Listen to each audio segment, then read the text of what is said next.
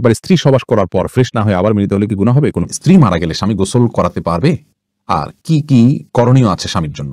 টাক মাথায় চুল লাগানো যাবে কিনা? দান করলে সওয়াব হয়, কিন্তু টাকা ধার দিলে কি কোনো সওয়াব হয়? কোনো কিছুতে পা লাগলে সালাম করা কি জায়েজ? স্বামী স্ত্রীর মিল মহব্বত এবং পারিবারিক ভালোবাসা বজায় রাখার জন্য কি করণীয়? বাজনা ছাড়া নুপুর পরা যাবে কিনা? গীবতের গুনাহ থেকে বাঁচার উপায় কি? কিয়ামতের দিন সূর্য মানুষের মাথার কতটুকু উপরে থাকবে? মেয়েদের কি পশু পাখি জবাই করা জায়েজ আছে? নামাজের ছোট সূরা আগে এবং বড় সূরা পরে পড়া যাবে কিনা? কাজ দেরি না করি চলি আমরা প্রশ্ন উত্তর দেওয়ার পর্বে। ফাহিম, আপনি জানতে চেয়েছেন স্ত্রী মারা গেলে স্বামী গোসল করাতে পারবে? আর কি কি করণীয় আছে স্বামীর জন্য? দেখুন, স্ত্রী মারা গেলে স্বামী গোসল দিতে পারবেন কি না, এই বিষয়টি নিয়ে উলামায়ে কেরাম এবং ইমামগণের মধ্যে মত পার্থক্য আছে। ইমাম আবু হানিফা রাহিমাহুল্লাহর মত হলো যে স্ত্রী মারা গেলে স্বামী তাকে গোসল দিতে পারবেন না। তার কারণ হলো তিনি মনে করেন মৃত্যুর সঙ্গে সঙ্গে বৈবাহিক সম্পর্কটা আর থাকে না, ছিন্ন হয়ে যায়, যার কারণে তারা মাহরামের মতো হয়ে যান। এখানে অন্য কোনো মেয়েরা গোসল দিবেন। যদিও অন্য ইমামদের অনেকেরই মত হলো যে না, বৈবাহিক সম্পর্ক মৃত্যুর মাধ্যমে ভেঙে যায় না, বরং বৈবাহিক সম্পর্ক তালাক না দিলে সেটি কিয়ামত পর্যন্ত বরং চিরকালের জন্য, অনন্তসীম কালের জন্য সম্পর্কটা হয়ে যায়। যার কারণে তাদের দৃষ্টিকোণ হলো যে স্বামী তার স্ত্রীকে গোসল দিতে পারবেন, স্ত্রী তার স্বামীকে গোসল দিতে পারবেন। তো এক্ষেত্রে যদি ভিন্ন কোনো ভালো মহিলা থাকেন যিনি গোসল দিতে পারেন, সেটা ভালো, এবং এক্ষেত্রে কোনো অসুবিধা নেই। ভাই রাশেদুল ইসলাম রুবেল, আপনি জানতে চেয়েছেন টাক মাথায় চুল লাগানো যাবে কিনা, এ ব্যাপারে ইসলামের কোনো বিধিনিষেধ আছে কিনা? ভাই রাশেদ, টাক মাথায় আলগা চুল লাগানোর ব্যাপারটি একজন স্বাভাবিক অবস্থায় একজন মানুষের জন্য জায়েজ নাই, কারণ আল্লাহ রাব্বুল আলামিন বলেছেন লা তাবদীলা লিখালকিল্লাহ, আল্লাহর সৃষ্টিতে কোনো প্রকার পরিবর্তন করা চলে না। এখন কারোর চুল পড়ে গেছে, তিনি আলগা চুল লাগিয়েছেন, এটা এক ধরনের প্রতারণার মতো। যেমনিভাবে চুল সাদা হয়ে গেলে সেটাকে কালো করার যে একটা প্রবণতা, নিজের বয়স লুকানোর চেষ্টা, অথবা বয়স ছাড়াও অনেক সময় সাদা হয়ে থাকে, তো এই যে নিজের অবস্থার পরিবর্তন করার চেষ্টা, এই জিনিসটাকে ইসলাম ভালোভাবে দেখে না।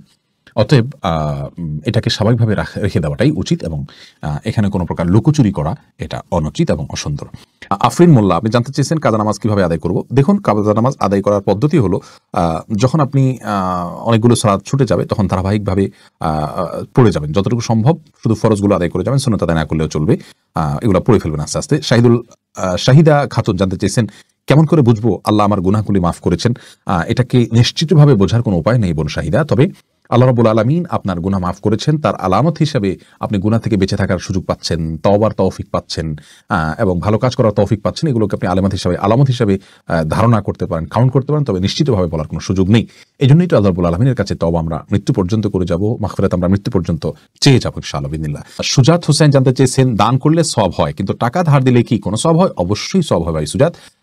কোনো ক্ষেত্রে দানের চাইতে বরং লোন দিলে তার সওয়াবের পরিমাণ অনেক বেশি হয়। অতএব দান করলে যেমন সওয়াব হয়, মানুষকে হাওলাত দিলেও কিন্তু সওয়াব হয়। আজকাল লোন দিলে মানুষ ফেরত দিতে চায় না, নানামুখী সমস্যা হয়, সেজন্য গ্র্যান্ট হিসাবে, বন্ধক হিসাবে কোনো কিছু রেখে দিতে পারেন আপনি, কিন্তু লোন দেয়া অনেক বড় মাপের একটি ইবাদত এবং সওয়াবের কাজ করুন। রবিউল ইসলাম জানতে চেয়েছেন কোনো কিছুতে পা লাগলে সালাম করা কি জায়েজ? না ভাই, কোনো কিছুতে পাও লাগলে সেখানে হাত দিয়ে সালাম করতে হবে। হাত দিয়ে যদি সালাম হয় না, হাত পা ছুঁয়ে এটাকে সম্মান করতে কোনো কথা নেই। কিন্তু আমাদের সমাজ যেহেতু পাও লাগাটাকে অসম্মান মনে করা হয়, এটা ওরফের একটা এতেবার এবং গ্রহণযোগ্যতা ইসলামী শরীয়তে আছে, যার কারণে কারো গায়ে পাও লাগলে সেটা লাঠি দেওয়ার সাথে কিছুটা সাদৃশ্যপূর্ণ হওয়ার কারণে আমাদের সমাজ এটাকে দূষণীয় মনে করে। আরবেনরা দূষণীয় মনে করে না, তারা জন্য পাও লাগলেও এটাকে কিছু মনে করে না। তো আমাদের সমাজে যদি দূষণীয় মনে করা হয়, সেহেতু যার গায়ে পাও লেগেছে তাকে যদি আপনি একটু টাচ করে আপনি আসলে পাও লাগাতে চাননি, হাত লাগাতে চেয়েছেন অথবা অশ্রদ্ধা করতে চান, এটা বোঝাতে চান, তাহলে সেটা ঠিক আছে, এটাতে দোষের কিছু নেই। তবে এর মানে এই নয় যে তাকে আপনি সালাম দিবেন। ইলিয়াস সানি, আপনি জানতে চেয়েছেন স্বামী স্ত্রীর মিল মহব্বত এবং পারিবারিক ভালোবাসা বজায় রাখার জন্য কি করণীয়।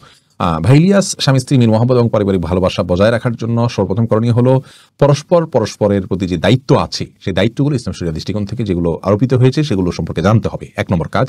দ্বিতীয় কাজ হলো আল্লাহর কাছে দোয়া করতে হবে। সূরা ফুরকান আয়াত নম্বর ৭৪ যে দোয়া আছে, রব্বানা হাব লানা মিন আজওয়াজিনা ওয়া যুররিয়াতিনা কুররাতা আয়ুন ওয়াজআলনা লিল মুত্তাকিনা ইমামা, এই দোয়া স্বামী স্ত্রী উভয় বিশেষ করে অর্থ বুঝে আল্লাহর কাছে নিবেদন করতে হবে, আল্লাহ যেন তাদেরকে সুখ শান্তিপূর্ণ জীবন দান করেন।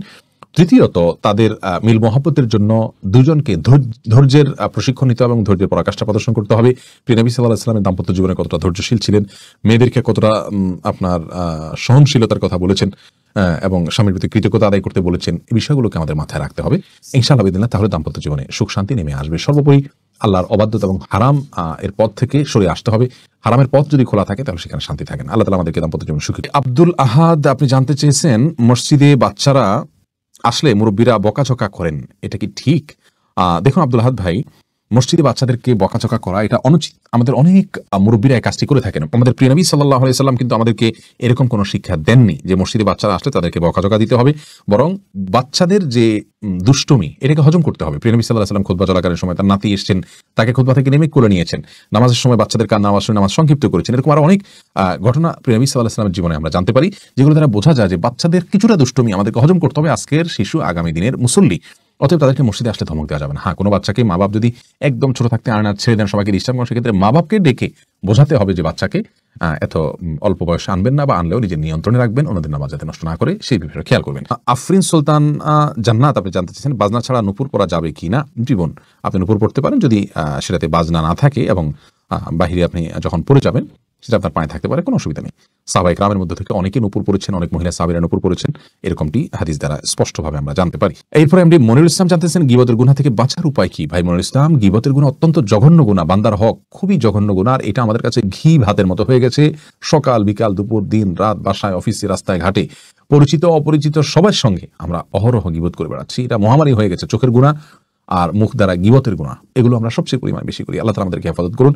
এগুলো থেকে বাঁচার উপায় হলো যে ব্যক্তির সঙ্গে গেলে গীবত হয় তার সঙ্গ থেকে যথাসম্ভব দূরে থাকার চেষ্টা করা, হয়ে গেলে আল্লাহর কাছে লজ্জিত হয়ে মাফ চাওয়া। যে ব্যক্তির গীবত করে ফেলেছেন তার জন্য দোয়া করবেন, আল্লাহুম্মা গফির লাহু ওয়ারহামহু, নিজের ভাষায় দোয়া করবেন, আল্লাহ তার জন্য আপনি তাকে ক্ষমা করে দিন, তাকে আপনি মাফ করে দিন। অর্থাৎ যার গীবত করে ফেলেছি, আল্লাহ তার প্রতি আমি অবিচার করে ফেলেছি, সেই জায়গা থেকে তার জন্য আপনি ক্ষমা চাইবেন, ইনশাআল্লাহ বিসমিল্লাহ, সেটাই আপনার জন্য যথেষ্ট হবে। তারেক তালুকদার আপনি জানতে চেয়েছেন যে কিয়ামতের দিন সূর্য মানুষের মাথার কতটুকু উপরে থাকবে। ভাই তারেক, কিয়ামতের দিন মানুষের মাথা ঠিক কতটুকু সূর্য উপরে থাকবে এই বিষয় নিয়ে আপনার রাসূল করিম সাল্লাল্লাহু আলাইহি ওয়াসাল্লাম একটি হাদিস রয়েছে, তিনি বলেছেন বিকদরিল মিল আও কামা ক্বাল, অর্থাৎ সূর্য মানুষের মাথা থেকে 1 মিল পরিমাণ দূরত্বে থাকবে। এই মিল বলতে সুরমার যে দানি, সুরমা দানিতে যে শলাকা থাকে যেটা দিয়ে সুরমা তোলা হয়, এই শলাকাকেও মিল বলা হয়। আবার মিল বলতে মাইল আরবিতে সেটাও বোঝানো হয়, অর্থাৎ আপনার 1 মাইলের যে দূরত্ব সেটাও বোঝানো হয়। অতএব সূর্যটা মাথার এতটা কাছে থাকবে, এটি হাদিস দ্বারা প্রমাণিত।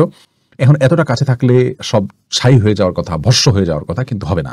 কারণ কিয়ামতের মহাপ্রলয়ের পরে যখন আল্লাহ তাআলা পুনরুত্থান করবেন, হাসরের পরে যখন মানুষকে পুনরায় জীবন দিবেন, এরপরে আর মানুষের মৃত্যু হবে না। রাসূল করিম সাল্লাল্লাহু আলাইহি ওয়াসাল্লাম বলেছেন যে প্রতীকী ছাগল এনে জবাই করে দেওয়া হবে এবং বলা হবে যে মৃত্যু নামক কোনো কিছু আর থাকবে না। এই ছাগলকে মৃত্যুর রূপ দিয়ে জবাই করে দেওয়া হয়েছে এবং এর মাধ্যমে চিরকালের জন্য মৃত্যুর পথ বন্ধ হয়ে গেল। কারণ আর মৃত্যু হবে না। যে সুখে থাকবে চিরকাল সুখে থাকবে, অনন্ত অসীমকাল, অশেষ সময় পর্যন্ত। আর যে দুঃখে থাকবে সে অশেষ সময় পর্যন্ত জাহান্নামে ভোগ করতে থাকবে বা চলতে থাকবে বা বেঁচে থাকবে। তার কষ্ট হবে কিন্তু মৃত্যু হবে না। আল্লাহ রাব্বুল আলামিন সেরকম ধারণ ক্ষমতা মানুষকে দিয়ে দিবেন তখন। তো সূর্য এতটা কাছে থাকবে যেমনটি হাদিসে বর্ণিত হয়েছে। তামান্না ইসলাম সেতু আপনি জানতে চেয়েছেন মেয়েদের কি পশু পাখি জবাই করা জায়েজ আছে। বোন, অবশ্যই জায়েজ আছে। মুরগি, হাঁস, এই জাতীয় পশু পাখি, গরু, এগুলো জবাই করার ক্ষেত্রে অনেক উদাহরণ আমাদের সমাজে আছে। যেমন ভাই বোন দুজন মিলে একসাথে গরু জবাই করতে পারবেন না শেয়ারে। তারপরে আপনার মেয়েরা গরু বা ছাগল বা কোনো পশু জবাই করতে পারবেন না। গোসল ফরজ অবস্থায় গরু ছাগল জবাই করা যাবে না। স্বামী স্ত্রী একজন ধরবেন একজন জবাই করবেন, এভাবে করা যাবে না। এরকম নানাবিধ কথা আমাদের সমাজে প্রচলিত আছে। এগুলো সবগুলো ভ্রান্ত ধারণা। ছেলেরা যেমন জবাই করতে পারবেন, মেয়েরাও কিন্তু সেভাবে আপনার জবাই করতে পারবেন, কোনো অসুবিধা নেই। আব্দুল হামিদ রিপন জানতে চেয়েছেন একবার স্ত্রী সবাস করার পর ফ্রেশ না হয়ে আবার মিলিত হলে কি গুনাহ হবে। কোনো গুনাহ হবে না, তবে মাঝে যদি উজু করে নেওয়া যায় তাহলে সেটা সুন্নাত।